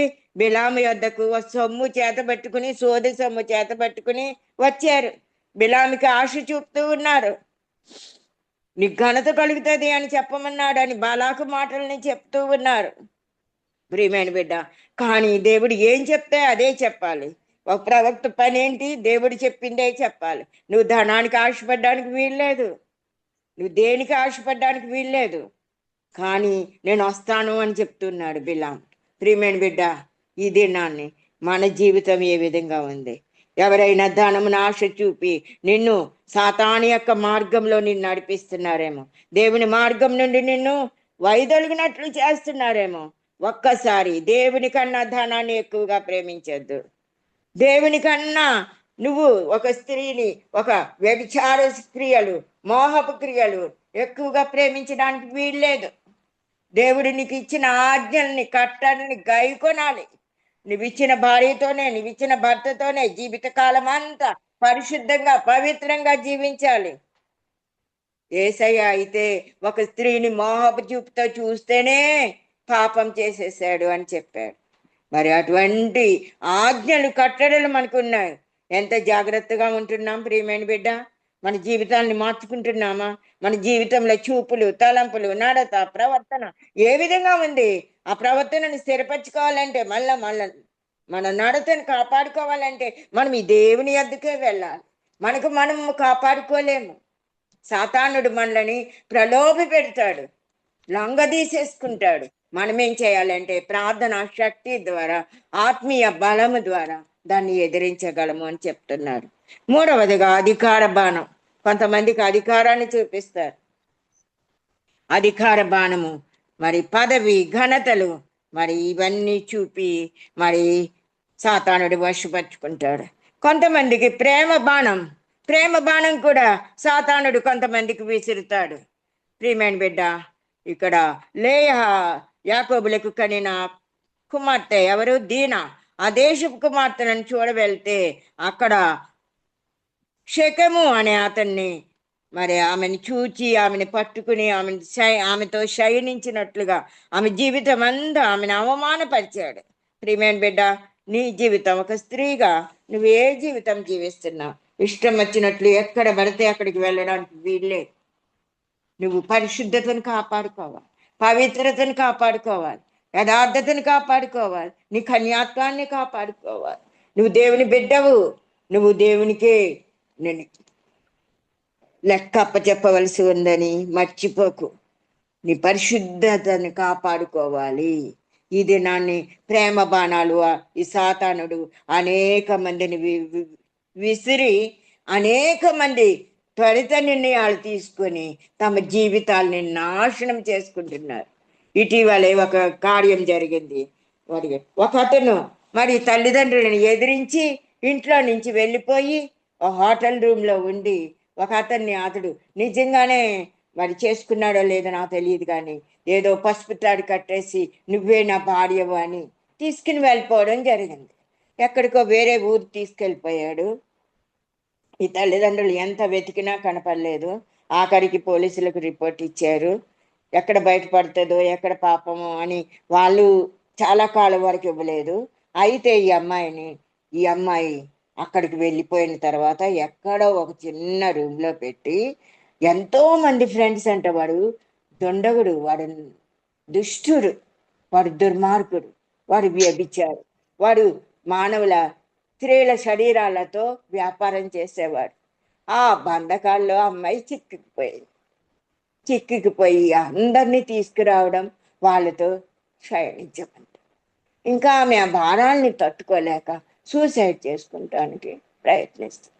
ఎప్పుడు మధ్యరాత్రి సమయంలో వాడు త్రాగుడు మొత్తుగా ఉన్న సమయంలో బయటకు వచ్చి అక్కడ ఏదో రివర్ ఉంటే దానిలో దూకి చనిపోదామని ఆమె ప్రయత్నిస్తుంటే ఎవరో ఒక ఆయన ఆమెని రక్షించి, ఎవరు మీ అమ్మ, మీ తల్లి ఎవరు, ఎక్కడికి నడువు, వెళ్ళి నిన్ను అక్కడికి నడిపిస్తాను అంటే వాళ్ళని అందరినీ ఎదిరించి మీరెవరో నాకు తెలియదు, నాకు ఇతనే కావాలి, నన్ను అందాన్ని మెచ్చుకున్నాడు, నన్ను మెచ్చుకున్నాడు, నన్ను ఎంతగానో ప్రేమిస్తున్నాడు అని చెప్పాను. ఇప్పుడు ఇలా అయ్యిందంటే నా తల్లిదండ్రులు సూసైడ్ చేసుకుని చనిపోతారు, పోతుంది, నింద అవమానం సిగ్గు అని చెప్పి ఏడుస్తుంటే ఆమె లేదు, నువ్వు తల్లిదండ్రుల దగ్గర ఉండటమే మంచిది అని ఆమెని ఎంతగానో మంచి మాటలు చెప్పి తీసుకొచ్చాడు అతను. దేవుని దూత కావచ్చు, లేదా ఒక మంచి క్రైస్తవుడేమో నాకు తెలియదు, కానీ తీసుకుని వస్తే ఇంట్లో వాళ్ళు ఈ తల్లిదండ్రులు మంచిగానే చూశారు, ప్రేమగానే చూశారు. కానీ ఈమెకి ఆ యొక్క నేను చెడిపోయాను అనే భావన, ఇంతమంది చేతిలో ఇంతమంది నన్ను పాడు చేశారు అనే భావనతో సూసైడ్ చేసుకుని చచ్చిపోయి. ప్రియమైన బిడ్డ, ఎవరి బిడ్డలారా, ఎవ్వరి మాటలు నమ్మవద్దు, ఎవ్వరిని నమ్మవద్దు. మీ యవ్వన కాలాన్ని దేవుని సన్నిధిలో గడపండి. దేవునికి అధిక ప్రాధాన్యత ఇవ్వండి. మీ నడతను, మీ ప్రవర్తనను స్థిరపరుస్తాడు, కాపాడుతాడు, ఆనందిస్తాడు. ఆ విషయం చెప్పినప్పుడు ఎంతగానో బాధపడ్డాడు. ఎంత మంది బిడ్డలు ఈ విధంగా అయిపోతూ ఉన్నారు. చెడు నడతాయి సాతానుడు ప్రేమ బాణమని వేసి ఎంత మందిని మరణానికి, ఆత్మహత్యలకు ఈడ్చుకుడిపోతున్నాడు. ప్రియమైన బిడ్డ, ఎవరి మాటలు నమ్మద్దు, ఒక్క యేసయ్య మాటలు నమ్ము. ఒక్క యేసయ్య నీకు నిజమైన స్నేహితుడు, ఒక్క యేసయ్య నీకు కాపరి, ఒక్క యేసయ్య నీకై ప్రాణం ఇచ్చిన దేవుడు. ఆయన నిన్ను ప్రేమిస్తున్నాడు. నువ్వు ఎటువంటి దానమైనా సరే, నువ్వు దూరంగా వెళ్ళిపోతున్నా సరే, ఆయన నిన్ను ఇంకా ఆకర్షించుకోవాలని, నిన్ను రక్షించాలని, నిన్ను కాపాడాలని, నీకు నిత్య జీవం ఇవ్వాలని, నీకు మంచి జీవితం ఇవ్వాలని ఆయన ఎంతగానో ప్రేమతో ఎదురు చూస్తున్నాడు. ఆయన చేతుల్లోకి రాగలవా ప్రియమైన బిడ్డ? ఎంతమందో తమ శరీరాల్ని అపవిత్రపరుచుకున్న వాళ్ళు అనేకులు ఉన్నారు. కాలేజీ స్టూడెంట్స్ చెప్తూ ఉన్నాను, దేవా, దేవుని హస్తంలో మీరు రండి, మీ పాపాలను ఒప్పుకోనండి, విడిచిపెట్టండి.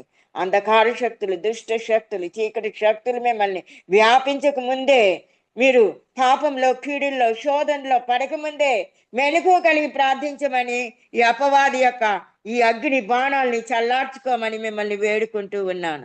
కొంతమంది మాటల బాణం, తీయని మాటలు పలుకుతారు, వారి మాటలకు ఆకర్షితులైపోతూ ఉన్నారు. ప్రియమైన బిడ్డ, విస్తారమైన మాటల్లో దోషం ఉండక మానదు. నువ్వు దేవుని మాటలే పలుకు, దేవుని జీవపు మాటలే పలుకు. నువ్వు పరస్త్రీ పలుకు ఇచ్చకపు మాటలకు లొంగిపోవద్దు. దేవుని ఉపదేశాన్ని విను.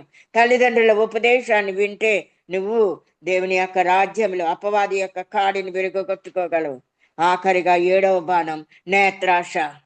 ప్రియమైన బిడ్డ, అందము, ఆకర్షణ. ప్రియమైన బిడ్డ, ఇతరుల చక్కదనమునందు నువ్వు ఆశపడద్దు. నువ్వు ఆంతరంగిక సౌందర్యం, దేవుని చిత్తాన్ని ఎరుగు, దేవుని చిత్త ప్రకారం జీవించు. నీ కన్నులను మూసుకో. నీ కన్నులను దేవుని సన్నిధిలోనే దేవుని వెలుగుగా ఉండడానికి, దేహానికి దీపం కన్నే గనుక నీ కన్నుని వెలుగుగా ఉంచుకో ప్రియమైన బిడ్డ. అనేక మందికి ఆశీర్వాదకరంగా, దీవెనకరంగా ఉండడానికి, సాతాను యొక్క అగ్ని బాణాలని చల్లార్చడానికి నువ్వు అపవాది క్రియలను, ఈ కాడులను జయించాలి అంటే నువ్వు అపవాదికి చోటు ఇవ్వకూడదు. విశ్వాసం నందు నువ్వు స్థిరంగా ఉండాలి. దేవుని మాటలకే విధేయత చూపించాలి. ఆయన ఆజ్ఞలే, ఆయన కట్టడలే నువ్వు అనుసరించాలి.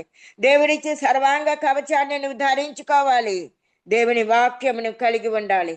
ఎప్పుడు దేవుని వాక్యంతో నీ నడతను, నీ ప్రవర్తనను శుద్ధి చేసుకోవాలి. ఉపవాస ప్రార్థన మరి వారానికి ఒకసారైనా నీకు ఎప్పుడు వీలు కలిగినప్పుడు తప్పకుండా ఉపవాస ప్రార్థన ద్వారా నీ హృదయాన్ని కుమ్మరించుకొని అద్భుతాలు చూడమంటున్నాడు. రక్షణ అనే శిరస్త్రాణమును ధరించుకో, నీతి అను మైమడువు తొడుగుకో, సత్యమనే దట్టిని కట్టుకో, దేవుని వాక్యమనే ఆత్మ ఖడ్గాన్ని ధరించుకో, సమాధాన సువార్త వలనైనా సిద్ధ మనసనే జోడును తొడుక్కో. పూర్ణమైన పట్టుదలతో విజ్ఞాపన చేయుచు మేలుకువు కలిగిన ప్రార్థన నేర్చుకో ప్రియమైన బిడ్డ. అపవాది కాడులన్నిటినీ జయించగలవు. పరిశుద్ధాత్మ అభిషేకం ద్వారా, దేవుని వాక్యం ద్వారా, యేసయ్య రక్తం ద్వారా, ఉపవాస ప్రార్థన ద్వారా సాతాను యొక్క అగ్నిబాణాలని నువ్వు చల్లార్చుకుని మరి కుటుంబంలో నువ్వు దేవుని బిడ్డగా, దేవుని యొక్క పరిశుద్ధమైన పాత్రగా, దేవుని యొక్క కృపలతో నువ్వు బలపరచబడగలవు. క్రీస్తులో నీకున్న అధికారాన్ని గుర్తించి ప్రియమైన బిడ్డ, అధికారం ఆజ్ఞాపించడానికి, చట్టాన్ని అమలు చేయడానికి, నిర్ణయాలు తీసుకునే హక్కు, అధికారం ఎలా ఉందో అలాగే మనము కూడా శత్రువుపై మనకున్న అధికారము దేవుడికి మనకిచ్చాడు. యేసు అపవాదిని జయించి మనకు ఆ విజయాన్ని ఇచ్చాడు. ఈ అధికారాన్ని ఎలా ఉపయోగించుకుంటామంటే దేవుని వాగ్దానాల్ని నమ్మి పలకండి. ప్రతి ఒక్కరి దేవుని వాగ్దానాల్ని పలకండి ప్రియమైన బిడ్డ. నీ గృహంలో, నీ వ్యక్తిగత జీవితంలో తప్పకుండా దేవుని వాగ్దానాల్ని పలకండి. ఆ వాగ్దానాల్ని పలుకుతూ ఉండగానే నీకు సాతానుపై అధికారం వస్తుంది. రెండవదిగా రక్షణ కోసం ఇంకా నీ గృహంలో ఇంకా రక్షింపబడని బిడ్డల కొరకు నువ్వు ప్రార్థన చేయి. ప్రార్థనలో నీ అధికారాన్ని ఉపయోగించు. నాయన, నా గృహానికి నువ్వే అధిపతివి నాయన. ఈ శత్రువు యొక్క ప్రతి ప్రణాళికను యేసు నామంలో కొట్టివేయుచున్నాను, రక్షణను ప్రకటిస్తున్నానని ప్రకటించు ప్రియమైన బిడ్డ. ప్రకటించు. నీ చేతిలో ఏవి ప్రకటిస్తావు, నీ నోటితో ఏం ప్రకటిస్తావో అవే దేవుడు అవును ఆమెన్లు గాని వాగ్దానాలు ఇచ్చిన దేవుడు నెరవేరుస్తాడు. నువ్వు వాగ్దానాల్ని నమ్మి పలకడమే కాకుండా నువ్వు ప్రకటించు.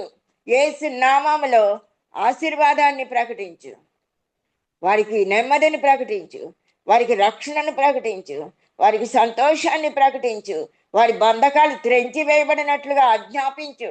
యేసు నామములో ఉన్న శక్తిని, అధికారాన్ని ఉపయోగించుకో ప్రియమైన బిడ్డ. శత్రువుని ఎదిరించండి. శత్రువుని ఎదిరించారు కొంతమంది. శత్రువు అంటే భయపడతారు. మీ విశ్వాసము స్థిరంగా ఉంటే, మీరు పరిశుద్ధులుగా, పవిత్రులుగా, యథార్థవంతులుగా ఉంటే, మీరు బంధించినవి బంధించబడతాయి, మీరు విప్పేవి విప్పబడతాయని యేసయ్య చెప్పాడు. అందుకనే మీరు శత్రువుని ఎదిరించాలి, ధైర్యంగా మాట్లాడాలి. మీలో భయము అనే సాతాను యొక్క ఆయుధము భయము. భయాన్ని కలిగిస్తుంది, నిరాశని కలిగిస్తుంది, నిరుత్సాహాన్ని కలిగిస్తుంది, మిమ్మల్ని ఏమి చేతగాని వారుగా నిస్సహాయులుగా చేస్తుంది. అటువంటి మరి ఆ టైంలో నువ్వు దేవుని వాక్యం అనే ఆత్మ ఖడ్గాన్ని ఆయుధంగా పెట్టుకుని నువ్వు ఏం చేయాలి? మీ కుటుంబంపై లేఖనాలను మాట్లాడు. 91వ కీర్తనలోని వాగ్దానాలన్నీ ప్రకటించండి. మాకు అపాయమేమీ రాదు, ఏ తెగులు మా గుడారాన్ని సమీపించదు, మా ఇంటిలో భయాన్ని నేను బంధిస్తున్నాను అని. బిడ్డ, యేసు నామంలో భయం యొక్క ఆత్మను కట్టివేసి ఈ ఇంటిని విడిచిపెట్టమని ఆజ్ఞాపిస్తున్నాను అని నువ్వు ఆజ్ఞాపించాలి. అప్పుడు నీ కుటుంబాల్లో నెమ్మదిని, శాంతిని ప్రకటించాలి. యేసు రక్తంలోనే మాకు విజయం ఉన్నదని ఉచ్చరించు, ప్రకటించు, ధైర్యంగా మాట్లాడు. నువ్వు భయపడుతూ ఉంటే ఇంకా 7 ఆత్మలని పట్టుకుని మళ్ళా నీ గృహంలోనికి వస్తుంది. నువ్వు సాతానికి భయపడవలసిన అవసరం లేదు. ఎందుకంటే నా యేసయ్య సిలువలో మరణము ద్వారా, పునరుద్ధాన శక్తి ద్వారా సాతాను తలని చితక ద్రొక్కేశాడు. ఒక్క తోకతోనే నిన్ను భయపెడుతుంది. నువ్వు ఆ భయాన్ని విడిచి, మన దేవుడి పిరికితనము గల ఆత్మనియ్యలేదు, శక్తియు, ప్రేమయు, ఇంద్రియ నిగ్రహము గల ఆత్మనిచ్చాడు. ఆ ఆత్మను నువ్వు పట్టుకో. ప్రార్థన ద్వారా కోటలను బద్దలు కొట్టు ప్రియమైన బిడ్డ. మన యుద్ధోపకరణాలు శరీర సంబంధమైనవి కావు, దేవుని ఎదుట దుర్గాల్ని పరిద్రోహించాలనంత బలము గలవై ఉన్నవి. నిరంతరము ప్రార్థన చేయటం ద్వారా, స్తుతించడం ద్వారా, ఆరాధించడం ద్వారా, ఆయన మహిమ పరచడం ద్వారా, ఆయన కార్యాలను మనము అనేకులకు తెలియజేయటం ద్వారా, సాక్ష్యం ఇచ్చడం ద్వారా, కుటుంబం అంతా కలిసి ప్రార్థన చేయడం ద్వారా నీ బంధకాలు తెగిపోతాయి, మీ సంఖ్యలు ఊడిపోతాయి, మీ మార్గాలు సరళమైపోతాయి. యేసు రక్తంలోని శక్తిని మీరు ప్రకటించండి. యేసు శిలువపై చేసిన త్యాగాన్ని ధ్యానించండి. ఆయన సాతానుపై, పాపంపై ఎంత విజయం పొందుకున్నాడో ఆ విజయాన్ని గురించి మాట్లాడుకోండి. యేసు రక్తం మీరు ఉచ్చరించిన తోడనే సాతానుడు పారిపోతాడు. యేసు రక్తం యొక్క ప్రాధాన్యతను మీరు కుటుంబ ప్రార్థనలో వివరించుకోండి. ఆ విమోచనము, ఆ క్షమాపణ, అవన్నీ లక్షణాలు మీరు కూడా కలిగి ఉండడానికి ప్రయత్నించండి. యేసు రక్తం యొక్క ప్రాధాన్యతను మీ బిడ్డలకు బోధించండి. వారిలో సాతాను పని చేయదు, వారిలో ఉన్న భయం పారద్రోలబడుతుంది, వారిలో ఉన్న దురాత్మలు పారిపోతాయి. ప్రియమైన బిడ్డ, మీ కుటుంబంలో తల్లి యొక్క పాత్రను మనం సక్రంగా నిర్వహిస్తున్నామా? మనం మన బిడ్డలకు వాడి నడతను మనం కనిపెడుతున్నామా?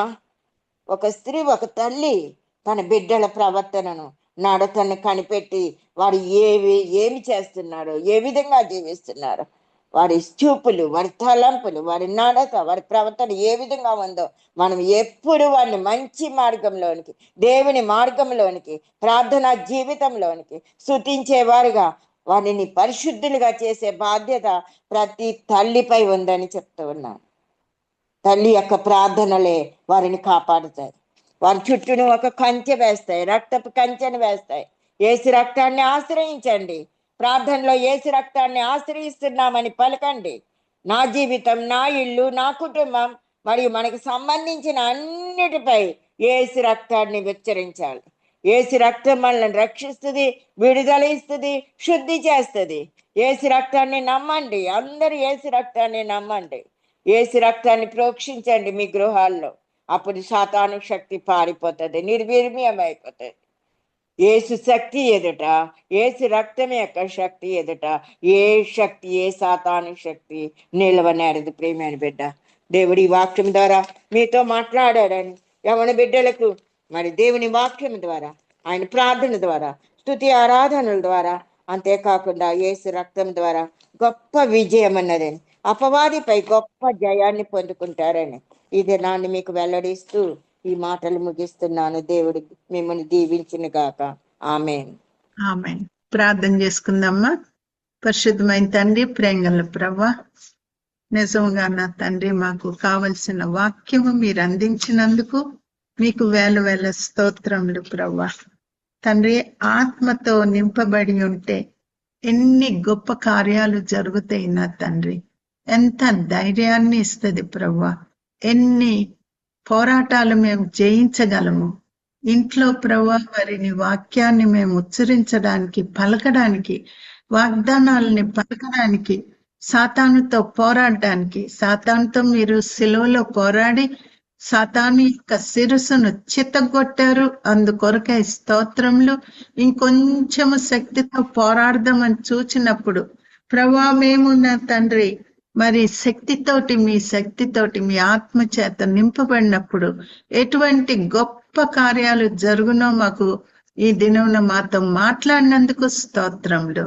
మరలా ఈ యొక్క వాక్యము రికార్డ్ అయి ఉంటుండగా మరి దాన్ని మేము ప్రభా మరలా విని బలము పొందడానికి, జయం పొందడానికి కృపనీయండి. వచ్చిన ప్రతి బిడ్డని మీరు ఆశీర్వదించమని, సిస్టర్ని కూడా మీరు ఆశీర్వదించండి ప్రభా.